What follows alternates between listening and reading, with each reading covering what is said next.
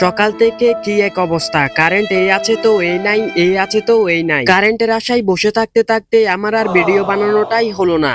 আহারে কি কোন। আবার অন্যদিকে দেখলাম কারেন্ট না থাকার যন্ত্রণা সহ্য করতে না পেরে অনেক জেলার মানুষ তাদের নিজ নিজ বিদ্যুৎ অফিসে হামলা করেছে। জনগণ আপনারা দেখতে পাচ্ছেন যে পল্লী বিদ্যুৎ কেন্দ্র কিন্তু ঘেরাও করা হয়ে গেছে। দিনাজপুর বিদ্যুৎ অফিসে তো একেবারে ভাঙচুর করা হচ্ছে। মানে এটা কোনো কথা?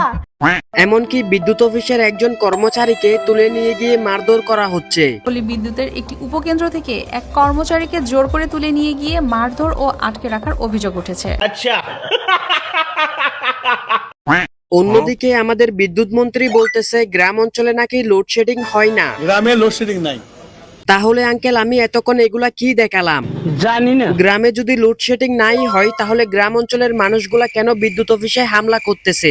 নিঃসন্দেহে তুই ঠিক কথা বলেছিস। আমাদের পল্লী বিদ্যুতের লাইনগুলো অনেক লম্বা লম্বা, কোথাও যদি ফল্ট হয়ে যায় বিদ্যুৎ ফ্লিপ করলে ওই ফল্ট লোকেট করতে টাইম লাগে, সেই জন্য বিদ্যুৎ আসে না। আবার লাইন ঠিক করলে বিদ্যুৎ আসে। আমাদের বিদ্যুৎ মন্ত্রী বলতে চাচ্ছে ওনাদের পল্লী বিদ্যুতের লাইনগুলো অনেক লম্বা লম্বা, হঠাৎ করে যদি কোনো জায়গায় তার নষ্ট হয়ে যায় কিংবা ছিঁড়ে যায় তাহলে ওইগুলা ঠিক করতে সময় লাগে, আর যেই সময়টুকু লাগে ওই সময়টুকু পর্যন্ত বিদ্যুৎ থাকে না।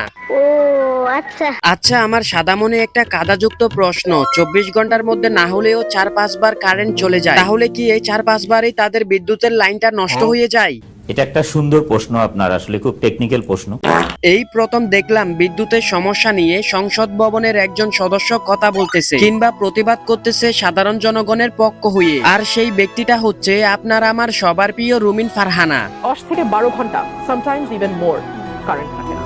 এখনো পর্যন্ত আমি দেখি নাই রুমিন ফারহানা ছাড়া সংসদ ভবনের অন্য কোনো সদস্য এই বিষয়টা নিয়ে কথা বলেছে। ঠিক বলেছো। আবার দেখলাম মিলন সাহেবের একটা অনুষ্ঠানে হঠাৎ করে বিদ্যুৎ চলে যায়,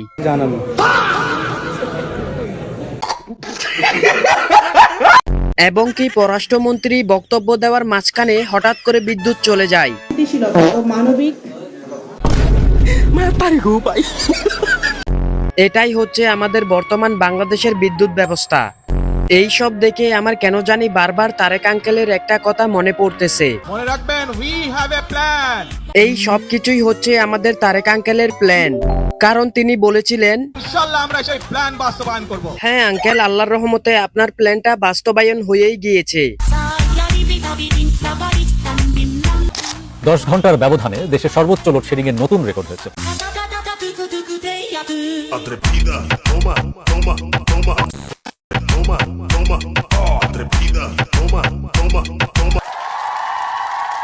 অন্যদিকে দেখলাম জামাতের এমপি রাস্তায় দাঁড়িয়ে আন্দোলন করতেছে গ্যাস দে বিদ্যুৎ দে বলে বলে।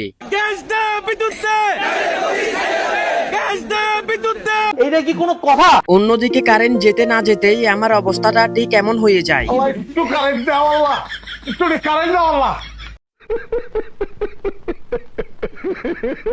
তো বন্ধুরা এই ছিল আজকের ভিডিওটা কেমন লাগলো সেটা আপনারা কমেন্ট বক্সে বলে যাবেন। যদি বেশি ভালো লেগে থাকে ভিডিওতে একটা লাইক দিয়ে চ্যানেলটা সাবস্ক্রাইব করে দিবেন।